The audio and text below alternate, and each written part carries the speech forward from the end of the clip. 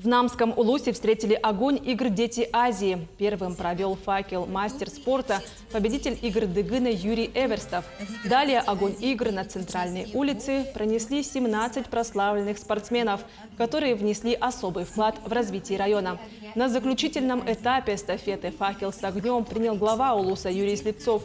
Завтра огонь прибудет в городской округ Жатай, а завершающая передача пройдет 26 июня в Якутске, в день открытия международных спортивных игр «Дети Азии».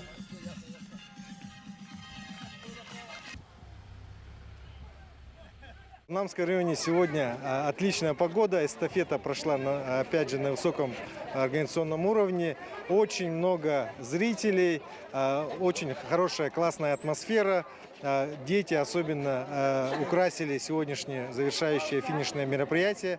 Но мы очень рады, что провели эстафету в Намском районе.